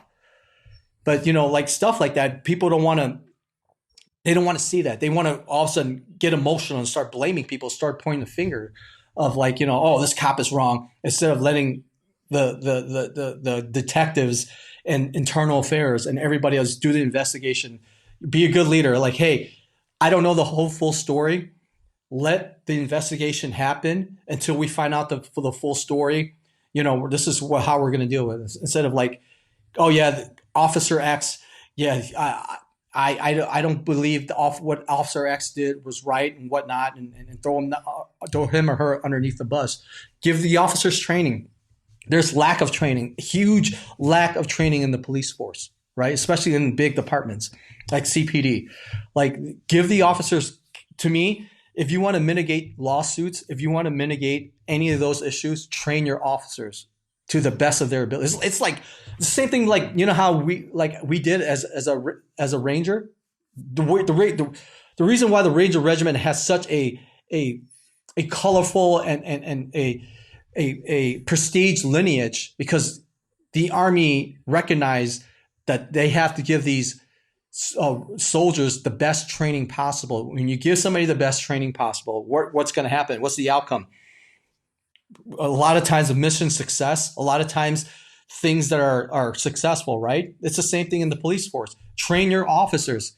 Give your officers all the competent training he or she needs, so that when she goes out or he goes out on the street, he can make competent decisions and really fall back on their training and rely on it. Instead of like how you see some of these videos of cops using excessive force, because you know why? The last time they trained any kind of defensive tactics was 10 years ago in the police academy, right?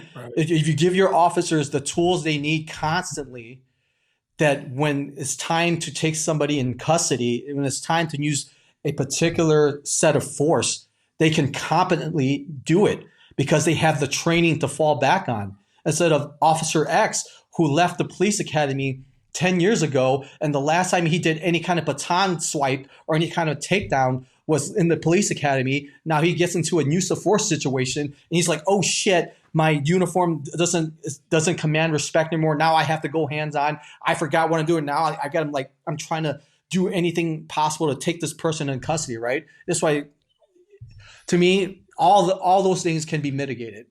Train your officers, have your officers back, and if you give them those two things with good leadership, you're going to have a great police department.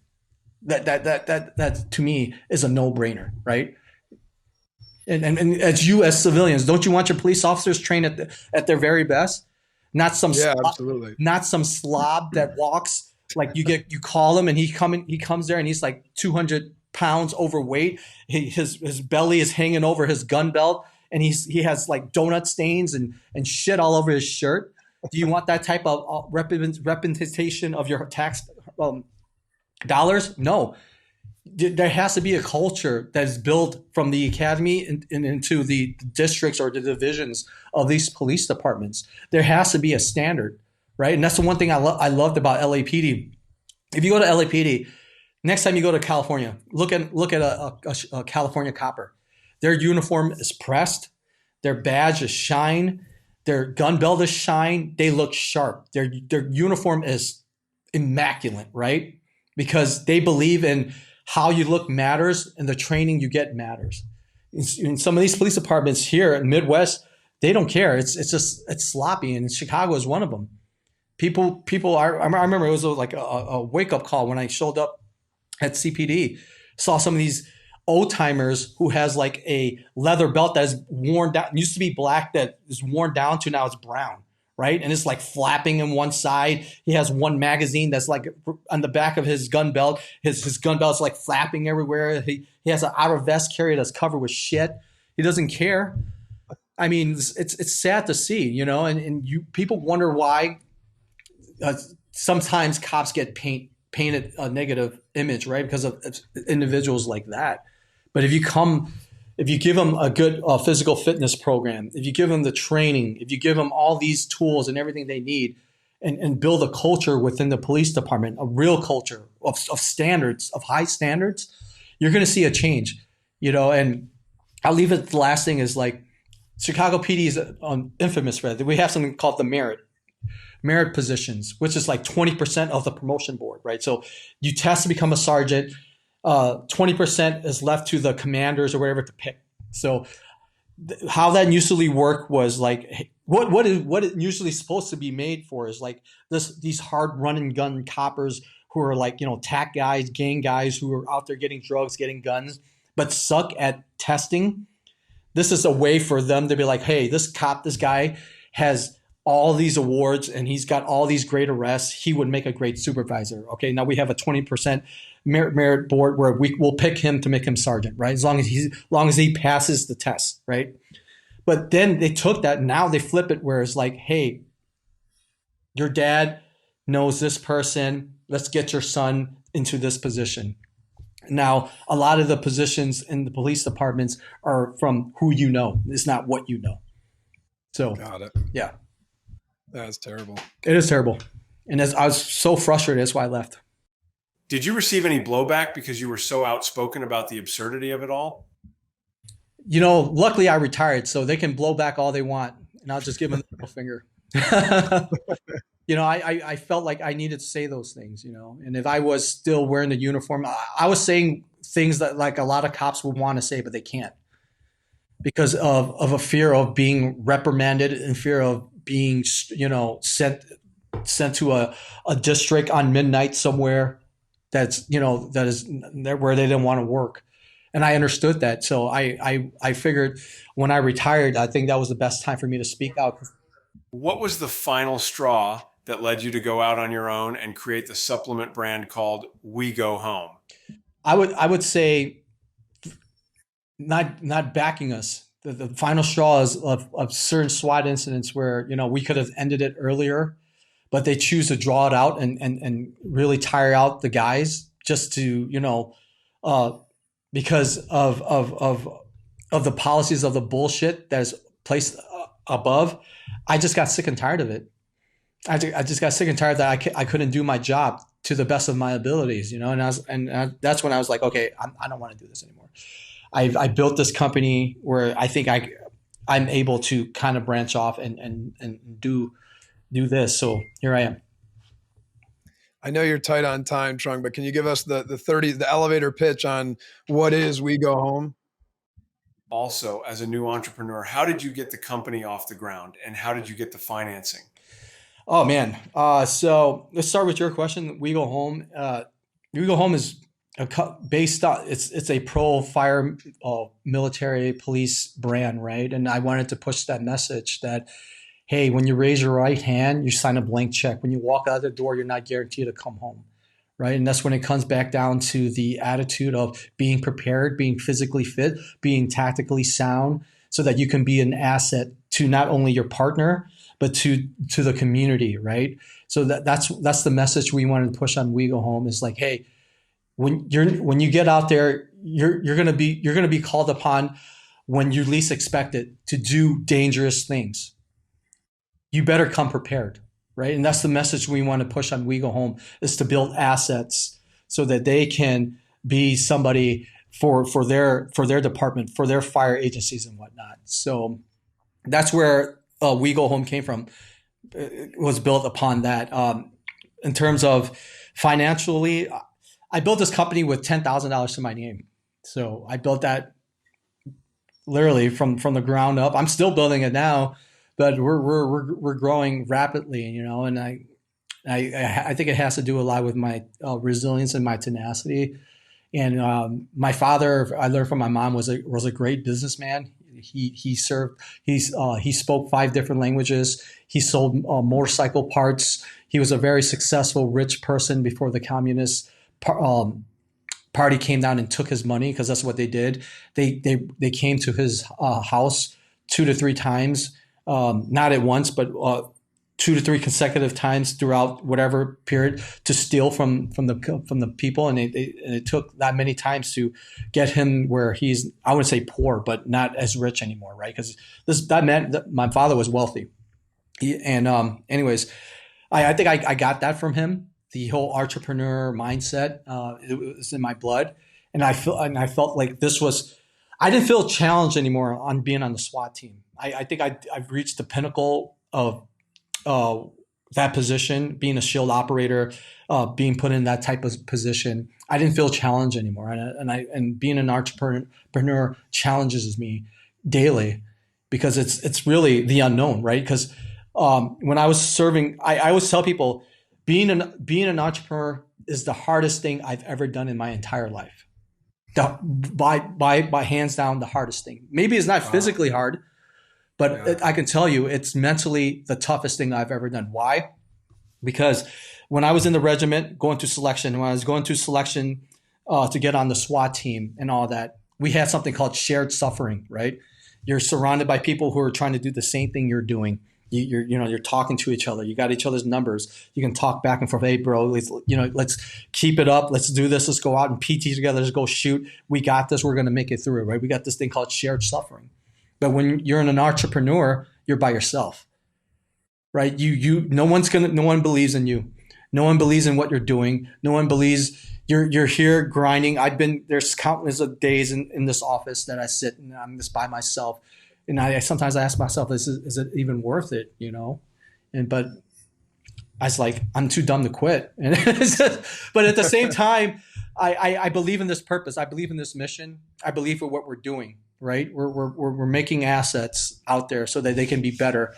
Troy knows some of the pain of being an entrepreneur. Yeah, I know the entrepreneurship is brutal. There's no way I'm going to try to sit here and say it's anywhere near what you've done and what you've had to do as not only in the military, but an entrepreneur or a police officer.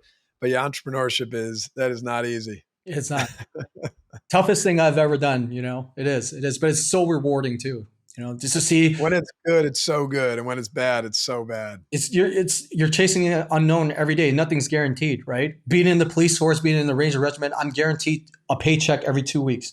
I'm guaranteed a pension. I'm guaranteed health insurance. When you're an entrepreneur, you don't have any of that. There is no safety net.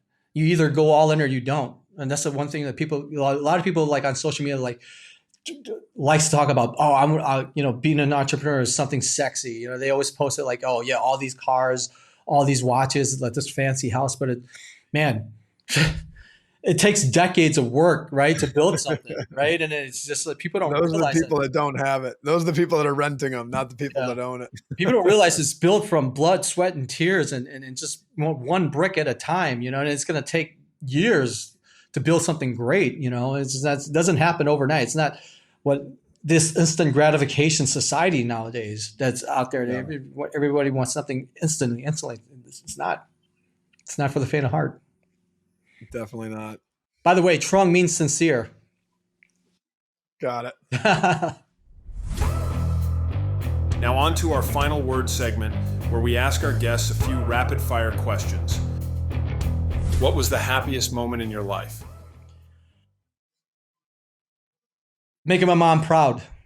What is the biggest adversity you've faced? Coming from nothing to building something. What are you most excited about? Taking this company to multiple 7 figures. Love it. It's a new one we're at. You're the first one getting this one. What advice would you give your younger self? Hard things don't last. Hard people do. As cliche as it sounds. Stand fast, head down, eyes forward, and keep working. The name of our podcast is Nothing Left Unsaid. Do you have anything you want to say? There's a lot I want to say. It's just this podcast has been great. I really appreciate that you guys having me on, and it's an honor that you guys want to hear my story. I just want to tell people, like, everybody goes through their hardship, right? No matter where you are, no matter what class you are, no matter where you are in your life, you just got to stand fast. Tough times don't last. You do. You're going to get out of whatever situation you're in. You're going to become a better version of yourself as long as you don't quit on yourself. And whatever dreams and aspirations you want to chase here in America is yours. You just have to put your best foot forward and give it everything you got every single day. And one day you're going to make it where you deserve. And that's what's make our country so great, that every single opportunity is available to us. If I wanted to be a doctor tomorrow, I can sign up to college and go to school and start and work on the process of going to medical school, right? If there's certain things I want to do in this country, I'm able to do. I am blessed with that opportunity. And a lot of people forget that, especially some that are born here, they forget how good they have it. There's people around the world that are suffering, that are knocking at the door that wants to get into our country. We live in, I believe, one of the greatest nations in the world, right? And I'm proud to be an American, and I'm proud to be able to do what I did for my country. I have Also, before we go, I wanted to mention that you have formed a We Go Home Foundation. Can you please tell us about it? Yes, so the We Go Home Foundation is something that we formed, and I'm starting to work on being able to really get that wheel moving. I've been putting it on the back burner for now, but the whole thing with that foundation is raising money to help out the widows and the injured officers and firefighters to pay for their medical bills, help put their kids through college and whatnot, to really give back to those who put their lives on the line. That's amazing. Trung, last question I'm going to ask you, and we'll let you go here. So one of the things we say to every guest on the podcast, and it's how we got introduced through too, we say, we didn't want it to be just about ALS or my dad's background, just about football or just about writing books or just about, all those different things. So at the end of every episode, we say, who are a couple people that that you think we should try and tell their story on the podcast? And that's how two recommended you, obviously. Oh my gosh. Wow. I mean, I know some like awesome dudes like that you guys should have in your podcast. One is Christian Craighead. If you guys don't know who that guy is, he's the one that went into that where in South Africa, that Nairobi hotel incident where those terrorists attacked that hotel, and he was the lone British SAS operator who went in there single-handedly to rescue those individuals. And another person I would recommend, man, there's so many. There's two guys on there's three guys on my team that I would love for you guys to talk to because they're amazing individual. One is Stuart Baxter. He's a commander of BORTAC. BORTAC is a special operations unit of Border Patrol. He's a stand-up guy. Another guy was a former Ranger. He did 10 years. His name is Nicholas Ng. He's actually graduating from Harvard right now. So he left the Ranger Regiment. He's now a Harvard student. He's about to be a Harvard graduate. And he does mountaineering. He does this expedition where he's trying to climb all these mountains for a foundation for veterans. He believes in psychedelics to help fight PTSD. It would be a very interesting individual to talk to because he done some secret squirrel stuff. Because believe it or not, the Ranger Regiment is not just Rangers hitting buildings. There are actually secret units inside the regiment that does secret squirrel stuff. So he was tasked in one of those units that does secret squirrel stuff. So, and another guy is Jim Musgrave. He's a San Bernardino SWAT officer who was a former D1 defensive football player, but he's a PT stud and a great individual. So, those are all awesome. I'm going to follow up with you after about sure, the contact info. Yeah, no worries. Thanks so much for doing this, Trung. It was awesome. No, thank you for having me on, guys. Really, really appreciate it. It's cool to talk about stuff like this, Trung Nguyen, you are an exceptional person, a hero with an inspirational story full of perseverance and faith. Thank you so much for sharing it with us. Thank you, sir. It was an honor. 11 Labs for their incredible technology. If you liked today's episode, a free way to support the podcast is to subscribe and share it with friends. Thank you. A significant amount of these sponsorships go to tackleals.com. For cutting-edge ALS research at Massachusetts General Hospital, if you want to make a contribution, go to tackleals.com.